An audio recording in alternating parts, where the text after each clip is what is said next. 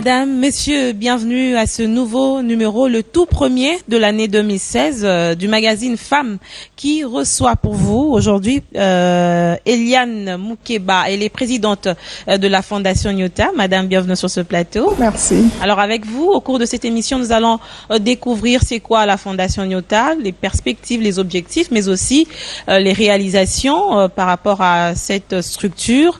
Okay. Et tout de suite, j'ai envie de savoir c'est quoi la Fondation Nyota. La Fondation Nyota est une organisation non gouvernementale qui développe et aussi aide la femme congolaise. Je veux dire la femme vulnérable, mais aussi la femme qui n'est pas allée à l'école. Et je voudrais travailler avec les gouvernements locaux, mais aussi à un niveau international. Travailler avec le gouvernement, par exemple, britannique. J'ai été invitée au Maroc par les gouvernements marocains, mais aussi travailler avec différents gouvernements africains.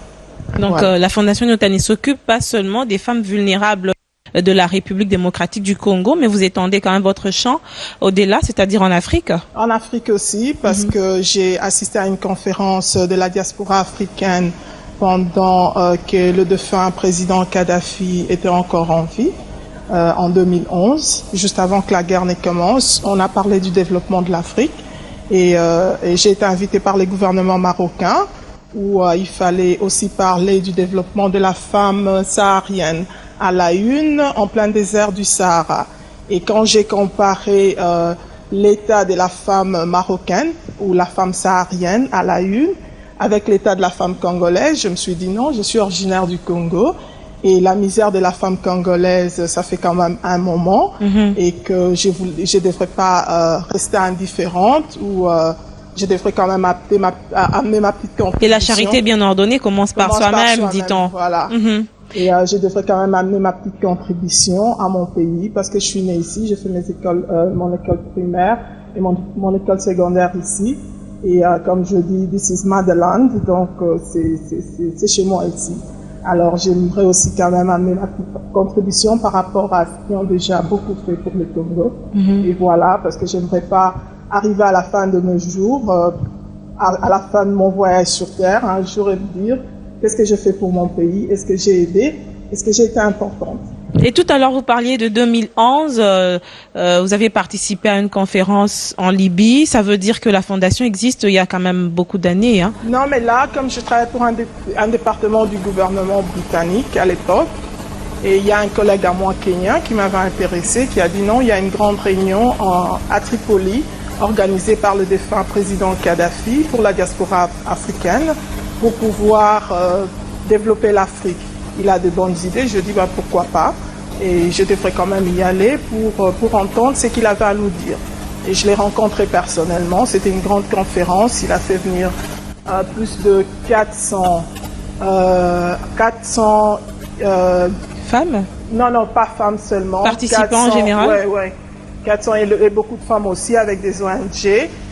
Pour participer à cette conférence parce qu'il parlait du développement de l'Afrique. Je dis c'est pas mal, c'est intéressant. Et nous de la diaspora nous avons quand même de l'expertise. Pourquoi pas amener cette expertise en Afrique? C'est vrai que vous avez de motivation parce qu'il fallait apporter cette pierre de contribution par rapport au développement du pays. Ça, c'est une motivation. Mais quelles sont les autres motivations qui vous ont poussé à mettre en place cette fondation Nyota? Il y a ça d'abord, et puis j'ai été, après cette conférence, j'ai été invitée par les gouvernements marocains, comme je vous l'ai dit, pour le développement de la femme saharienne. À la une, c'est en plein désert du Sahara, où je me suis adressée devant la salle du congrès. Et c'était très, très intéressant. Et quand j'ai comparé la façon dont les Marocains vivent, les femmes marocaines, je dis, mais ils sont mieux que les femmes congolaises. Je suis quand même originaire du Congo et je devrais quand même aussi essayer d'une manière ou d'une autre d'aider la femme congolaise. Qu'est-ce qu'elles ont que nous n'avons pas encore eu? Ah, le Maroc est quand même développé. Quand tu vas au Maroc, tu croirais que tu es quand même dans un pays occidental. Mais les femmes particulièrement, qu'est-ce qu'elles ont de plus? Non, elles sont actuellement... Ou elles bénéficient de la politique générale du pays pour émerger? Oui, elles bénéficient, mais aussi elles ont beaucoup de soutien Et niveau social, elles ont presque tout. Et elles ont presque tout, je dirais. Elles ont presque tout. Elles n'ont vraiment pas besoin de, peut-être à un niveau politique, oui, mais pas à un niveau social, non, je pense pas. Combien d'années d'existence de la Fondation Nyota? Plus d'une année quand même. Plus d'une année. Est-ce que vous avez déjà des réalisations dans votre actif? Oui, j'ai commencé par les Kasaï parce que je suis originaire du Kasaï où je m'occupe de... Finalement, vous allez d'origine en origine, RDC, et précisément, vous choisissez votre province d'origine. Non, c'est parce que... Et jusqu'à ce que vous puissiez encore choisir votre village d'origine. Non, je pense. Pas du tout. Comme je dis, je suis congolaise. Et aussi, je m'occupe de plusieurs femmes même de l'Afrique aussi, comme au Maroc. Mais je dirais que c'est parce que j'ai quand même fait l'investigation et j'ai trouvé quelques femmes très très vulnérables et c'était de veuves qui dormaient presque par terre et puis sans même toit. Alors je dis ça je vais quand même apporter mon aide et c'est avec mon argent. Je n'ai pas encore demandé l'aide de qui que ce soit. C'est comme on dit, the charity is from the heart. La charité vient du cœur. Du cœur, voilà. Ça, c'est une tradition assez littérale. Je pense que c'est bon. Charity is from the heart. Alors, je dis, je m'occupe quand même de ce oui veuve. Et au mois de mars, je vais pouvoir lancer officiellement ma charité en Angleterre et aussi au Parlement britannique. Et comme ça, je pourrai, avec plusieurs partenaires, pouvoir comment demander quand même de fonds pour pouvoir aider la femme congolaise. Mais les femmes ne vont pas vivre seulement des dons. Il y a un adage qui dit, au lieu de me donner du poisson, il faudrait m'apprendre à pêcher. Qu'est-ce que vous faites dans ce sens-là pour ces femmes, ou quelles sont vos ambitions pour que la femme congolaise devienne réellement autonome? Mais justement, comme je vous ai dit au début, la Nyota Fondation, ça aide, mais aussi ça développe la femme congolaise.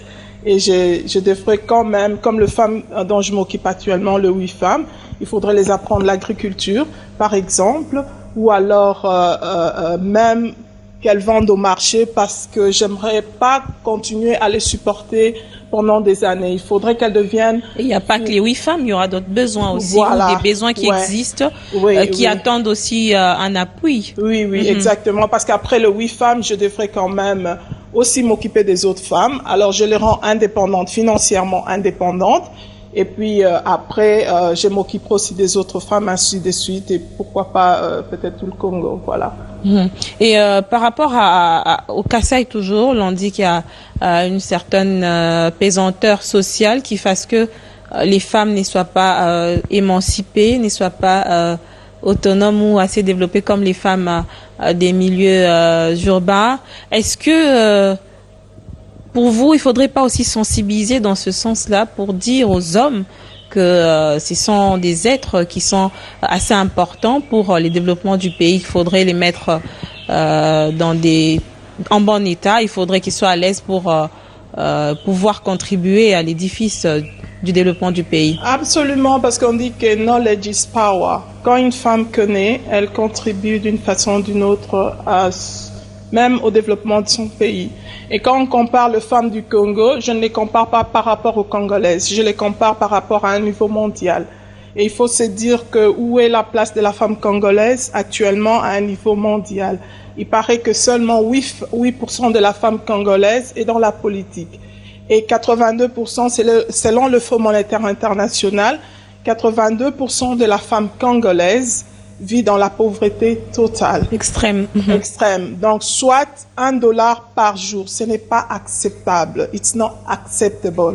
Et en ce moment où le monde avance à une vitesse terrible, et au moment où actuellement, par exemple, au gouvernement, enfin, le gouvernement britannique a au moins 50% de la femme au gouvernement, ce n'est pas acceptable. Où est la place de la femme? Tu as quand même de femmes présidentes, que ça soit ici en Afrique, que ça soit même, je dirais, Libéria, voilà, dans certains pays du monde, mais pourquoi pas la femme congolaise?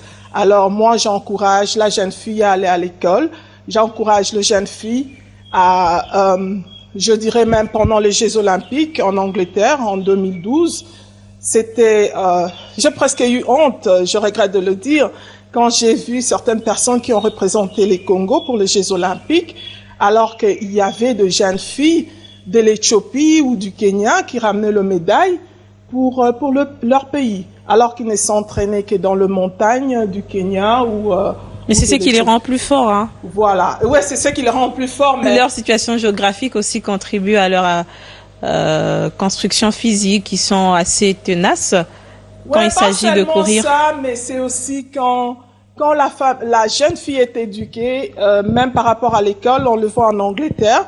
Et quand il y a par exemple des jeunes garçons qui jouent très très bien au foot, déjà on le met dans l'académique de sportif. Et pourquoi pas? On peut avoir des écoles ici de filles, on voit que non, celle-là, elle court bien, on la prend, et peut-être avec des ONG comme Nyota ou avec l'aide du gouvernement, on la met, on peut trouver des centres académiques, que ce soit en Angleterre, que ce soit dans n'importe quel pays, où on peut les mettre, tout simplement pour l'honneur de notre pays. Tu vois, les développer, et le jour où il y a les Jeux Olympiques, ou je sais pas quoi, et ils pourront faire la fierté de notre pays. Mais il y a aussi la compréhension des parents par rapport à cette histoire d'orientation des talents des enfants. Il y a certains parents qui n'admettent pas que dès les bas âges, un enfant peut être sportif, un enfant peut être musicien artiste. Pour tout parent, il rêve à ce que son enfant soit médecin, soit juriste. Et il n'y a pas que ça, c'est un aspect de choses. De l'autre côté, il y a aussi ces centres de formation qui ne sont pas du tout opérationnels, qui n'existent quasiment pas au Congo. Ça, c'est un problème. Je crois que le parent, quand même, congolais, devrait changer la façon de penser, cette façon de penser-là. Parce que c'est qu'on voit, moi, je vis en Angleterre, je ne peux que comparer les Congos, peut-être pas comparer à l'Angleterre, mais je peux, du moins, parce que l'Angleterre aussi, il y a peut-être 40 ans ou 50 ans, n'était pas comme ça. Ils ont appris de leur mistake, de ce qu'ils ont fait dans le passé qui ne marchait pas. De leurs erreurs. De leurs erreurs. Vous comprenez qu'Eliane vit en Angleterre.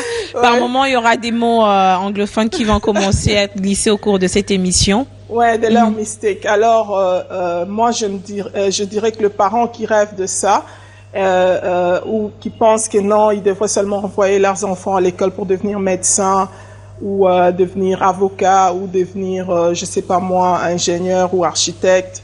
Je pense que ça, c'est pas une bonne idée. Il faut être large.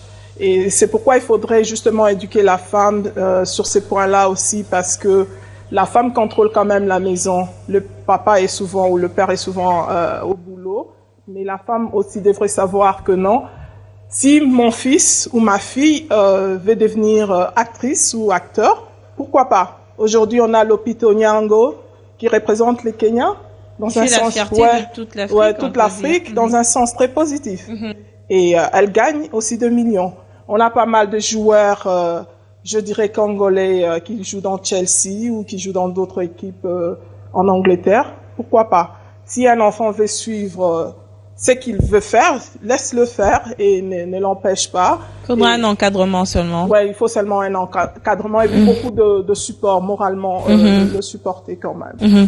Mais aussi, aux côtés de tout ça, la femme fait face, par exemple, la jeune fille, il y a des mariages précoces, il y a des naissances non désirées qui font à ce que les filles rencontrent beaucoup de difficultés dans leur épanouissement. Elles ne savent plus continuer avec leurs études parce que suite à une pauvreté qui pousse les gens à par moment se détourner de leurs objectifs, ça fasse que les femmes, les jeunes filles en général ont beaucoup de problèmes. Ouais, mais justement, c'est pourquoi j'ai commencé cette organisation aussi Nyota, pour pouvoir éduquer la femme en général et aussi éduquer la jeune femme. Pour lui dire, j'ai assisté à une conférence où Cherie Blair, la femme de Tony Blair, nous a dit carrément, c'était une journée de la femme de l'année passée, elle nous a dit, quand une femme est économiquement indépendante ou financièrement indépendante, son non serait non et son oui serait oui. Alors la jeune fille devrait aller à l'école, apprendre à être économiquement ou financièrement indépendante. Parce que actuellement, je le vois même en Angleterre. Parce que si on te fait la coupe par un Anglais, il te dit, il t'invite, je veux te voir, puis on va dans un restaurant. La première des questions qu'il te pose, qu'est-ce que tu fais pour vivre? Qu'est-ce que tu fais pour vivre? Et quand tu dis j'ai pas de boulot, tu le reverras plus. Tu vois? Il peut être aussi vachement friqué, mais il veut quand même que financièrement, tu sois indépendante. Alors, on ne le voit qu'ici, ou peut-être dans d'autres pays africains, mais ailleurs, la crise économique mondiale, on l'a pas senti qu'ici. Même en Europe, on l'a senti aussi. Ce qui fait que même l'homme, il veut la femme qui amène quelque chose. Parce que quand déjà ton homme travaille et que toi aussi tu travailles et financièrement tu amènes aussi quelque chose, vous amenez, ça serait un peu un plus dans la maison. C'est-à-dire, vous pouvez vous offrir des vacances, vous pouvez faire pas mal de choses, tu vois. Mais quand tu es la femme au foyer, bon, je suis là, mon mari va chercher, ce qui fait que même l'argent, même le budget sera toujours moins chaud. Et certaines choses, vous pouvez pas le faire parce que il n'y a pas assez d'argent. Mais quand une femme est économiquement ou financièrement indépendante, elle amène un plus aussi dans la maison. J'aimerais quand même revenir sur ce que vous avez dit, que ton oui soit oui, que ton non soit non. C'est une manière de dire que le fait que la femme ait un bagage intellectuel ou travaille, ça la rend autonome, oui. Mais est-ce que c'est pas une sorte de révolte par rapport à nos cultures, à nous? Non, moi je dis pas que c'est une sorte de révolte. Non, je pense pas. C'est ce que les hommes aussi craignent par moment. Non, mais il faut dire que la culture, c'est que l'homme est un peu dominant. Et on accepte, ça fait partie de nos valeurs. Je ne dis pas que la femme devrait tenir la tête à son mari. Non. Ce n'est pas ce que je dis. Je dis, quand elle va travailler, elle va aussi développer même son foyer, elle va développer sa communauté, elle va développer même sa famille élargie. Il paraît, selon les Nations Unies, 90% de l'argent, 90% de l'argent de la femme va dans la communauté parce que la femme est maternelle. Elle s'occupe non seulement de ses enfants à la maison, elle va aussi regarder sa maman, elle va dire non, il faut quand même que je donne quelque chose à la fin de ce mois à ma maman et même à la famille élargie. Les tantes, les cousines, elle aide pratiquement toute la communauté comparé à l'argent de l'homme. Il paraît que l'argent de l'homme, je ne sais pas où l'argent de l'homme va. C'est la femme qui utilise l'argent de l'homme. Non, mais deux fois. Mais selon ça c'est la recherche des Nations Unies. Il paraît que 90%, 90% de l'argent de la femme va dans la communauté. Alors tu vois que la femme devrait quand même penser à aussi apporter de l'argent et aussi à aider sa communauté ou même sa famille et même sa famille élargie. Est-ce que vous avez tout de suite, quand vous êtes à Kinshasa ou en RDC, vous faites aussi le terrain pour vous rendre compte exactement des problèmes auxquels les femmes sont liées par rapport à leur épanouissement? Oui, je fais pas mal de recherches personnellement parce que des fois je suis invitée au gouvernement britannique, j'aime pas parler des choses que je ne connais pas.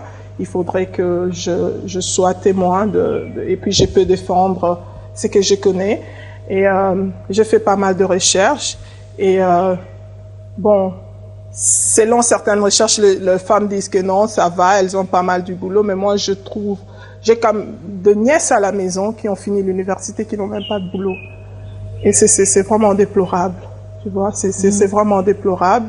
Et tu te dis que comment le Congo... Il faudrait développer l'esprit d'entrepreneuriat. Hein. Oui, il faut, ça c'est quand même le rôle du gouvernement de développer les petites et moyennes entreprises parce que en Angleterre par exemple pendant la crise économique mondiale, le gouvernement britannique a pris beaucoup de cash pour mettre dans des petites et moyennes entreprises. Ils ont pris beaucoup de cash pour mettre dans les banques et ils ont autorisé les banques à donner l'argent, donner des dettes aux petites et moyennes entreprises. De crédit aux petites et moyennes entreprises. Alors, et ça fait l'économie d'un pays. Alors, si notre gouvernement pourrait penser dans ce sens-là, je crois que ça aiderait beaucoup. Ça, c'est du côté emploi. Les femmes n'ont pas assez d'emplois. Non, elles n'ont pas assez d'emplois. Autre difficulté sur le terrain? Il y a le domestic violence, c'est violence domestique, c'est ça en français. Et les femmes doivent quand même stopper, arrêter de garder silence par rapport aux problèmes qui les affectent. Et on a aussi genital mutilation. Il paraît que c'est 5% ici au Congo. Des mutilations génitales? Oui. C'est 5% ici au Congo. C'est pas très élevé comme au Nigeria. Non, c'est pas, mais c'est quand même un problème parce que selon les Nations Unies, ça devrait même pas exister. Tu vois. Il y a pas mal de la pauvreté aussi, comme je vous l'ai dit. Les femmes ne sont pas aussi éduquées. Des fois, il y a une fille qui te dit qu'elle vient de finir l'école l'école secondaire, mais à peine elle te parle français, tu vois. Et ça, c'est quand même un problème. Parce que si elle va ailleurs, comment elle nous va représenter le Congo? Moi, j'ai eu mon éducation ici. Et quand je suis allée en Angleterre, j'étais en mesure d'aller à l'université de finir.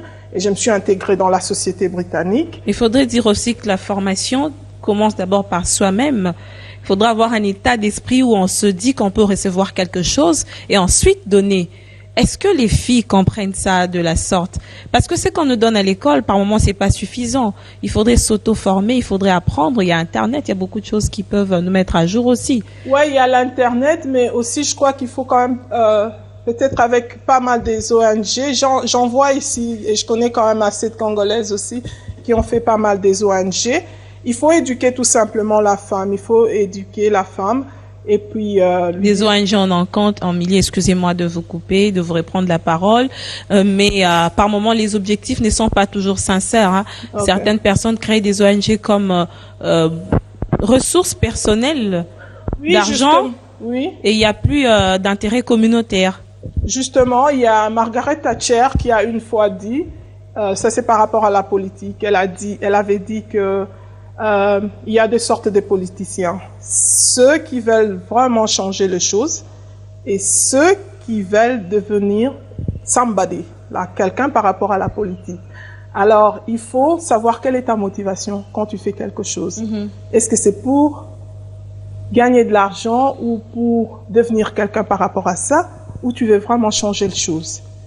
Alors, quand tu sauras ta motivation, tu sauras que non, là je suis là pour vraiment aider la communauté congolaise ou les femmes congolaises. Tu vois? Ok.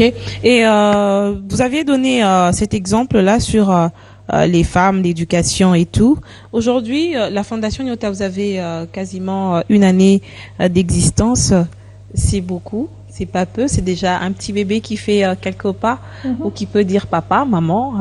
Vous avez par exemple déjà cette réalisation avec les 8 femmes que vous prenez en charge et beaucoup de perspectives. Est-ce que on peut déjà savoir quelles sont les perspectives par rapport à l'année 2016? Quel est votre plan d'action?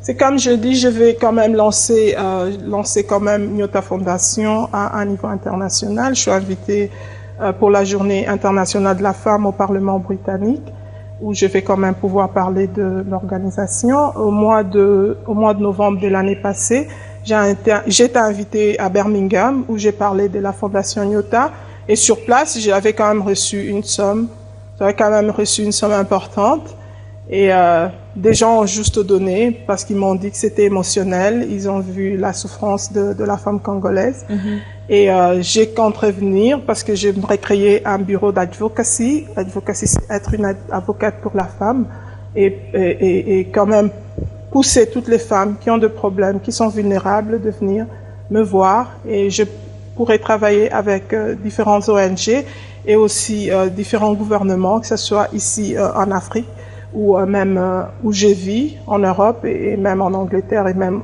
en Amérique, pourquoi pas. Et puis voir de quelle façon nous pourrons les aider.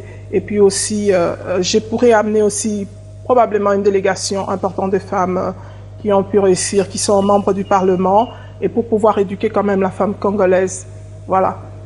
Et en termes de difficultés rencontrées sur le terrain par rapport à votre fondation, est-ce que vous les avez ou ça marche comme des roulettes, ça va? Non, je dirais pas que ça marche comme le roulette, mais parce que officiellement aussi, c'est comme on dit, chaque pays a ses lois. Même si je suis basée en Angleterre, je devrais quand même suivre aussi les lois qui sont ici au Congo. Je devrais quand même suivre. J'ai déjà entamé les démarches dans ce sens-là. Et puis avec le temps, pourquoi pas, d'ici quelques mois, je pourrais réaliser, pas mon rêve, mais je pourrais peut-être avoir un bureau officiellement et puis me lancer aussi officiellement ici.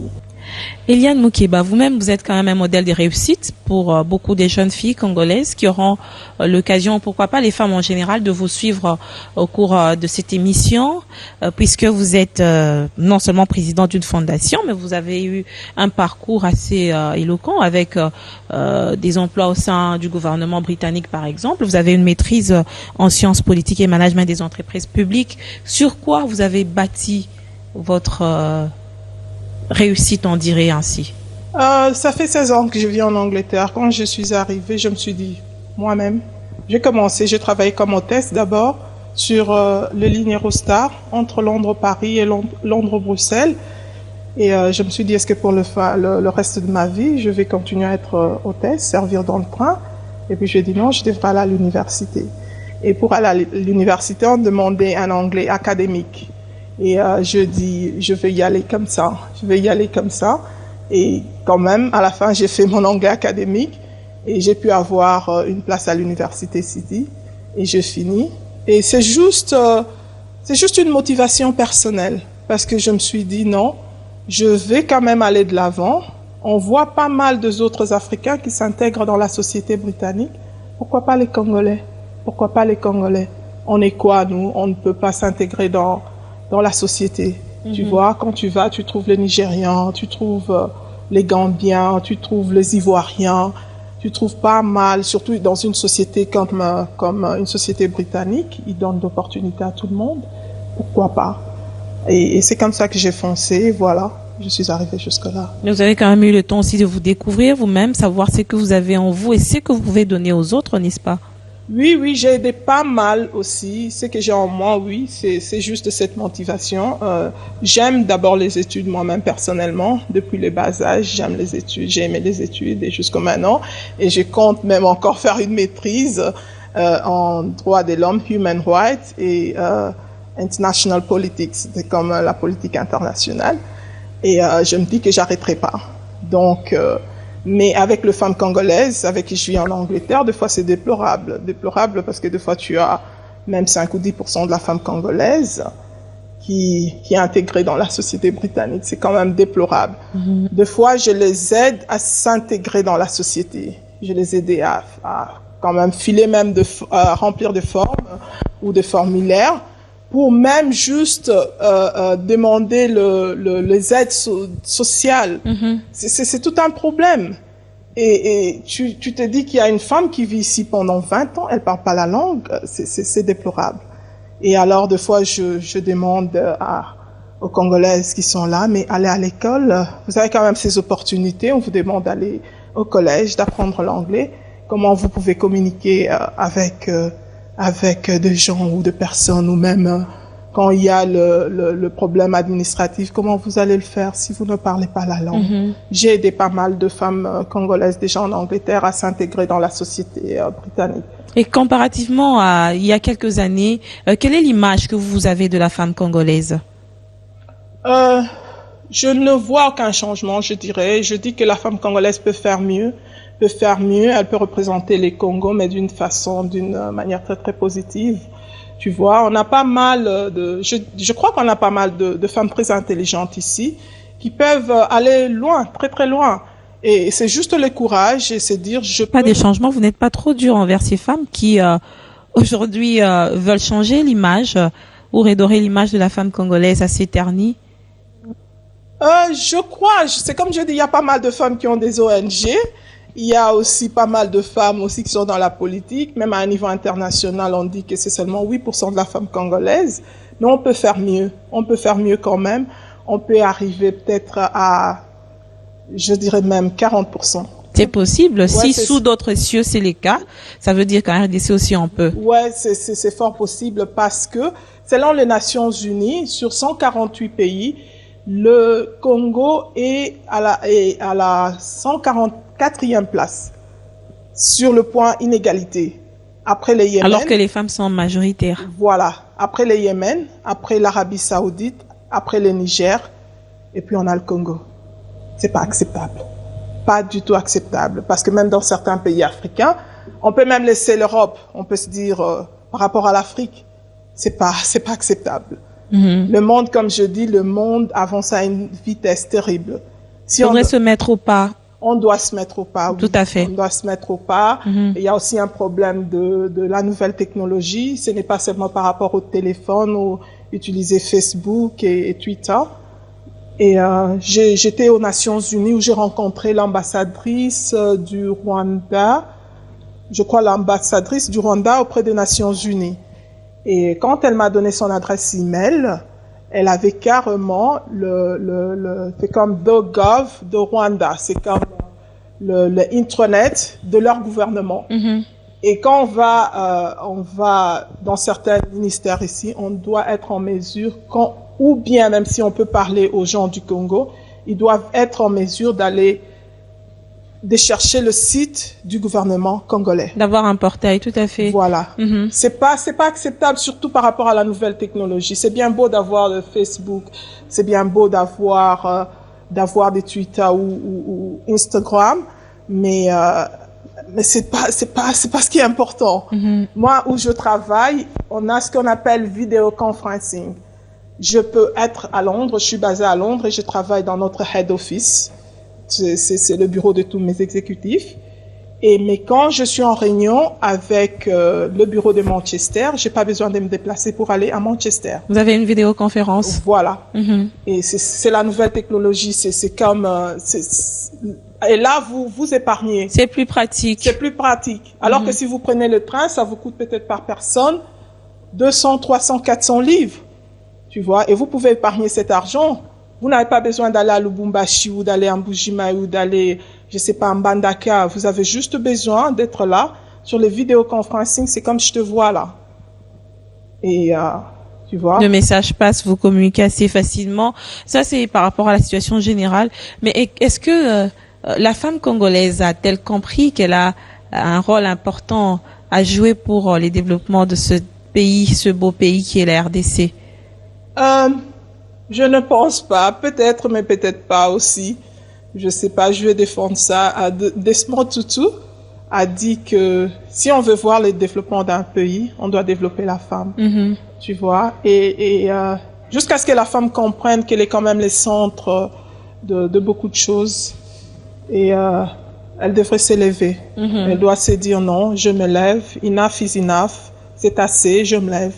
Je dois quand même prendre les choses à main et je dois quand même développer mon pays ou quand même représenter mon pays, mais d'une manière très très positive.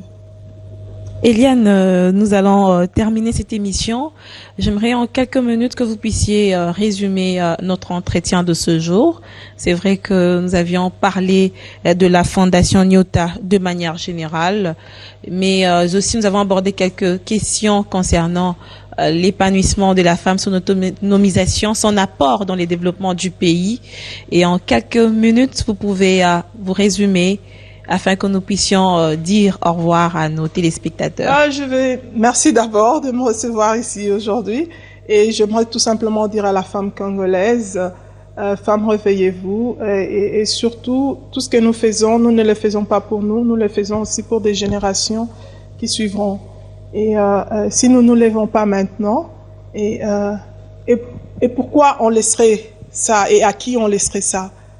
Et je dis à toutes les femmes congolaises d'ici ou qui sont éparpillées dans le monde, levez-vous, tenez les choses en main, que ceux qui veulent aller à l'école partent à l'école, ceux qui veulent apprendre des métiers, t'as pas tout simplement besoin d'avoir des diplômes d'université. Je vois des femmes qui conduisent le métro ou le bus en Angleterre, pourquoi pas toi? Tu peux être chauffeur de taxi, tu peux faire beaucoup de métiers que les hommes font. Et lève-toi, apprends quelque chose, épanouis-toi et fais un travail et tu verras que même dans ta vie sociale tout le jour, tu seras épanoui. Voilà. Merci, Eliane, d'avoir répondu à notre invitation de ce jour. J'espère que, madame, monsieur, vous avez eu le temps de mieux écouter et surtout d'intérioriser ce message assez important lancé par Eliane Moukeba. Je rappelle qu'elle est présidente de la Fondation Nyota, une fondation qui aide les femmes vulnérables. Et au cours de cette émission, elle a évoqué les objectifs, les perspectives. Merci de votre passage dans cette émission et à très bientôt. Merci à vous, chers téléspectateurs.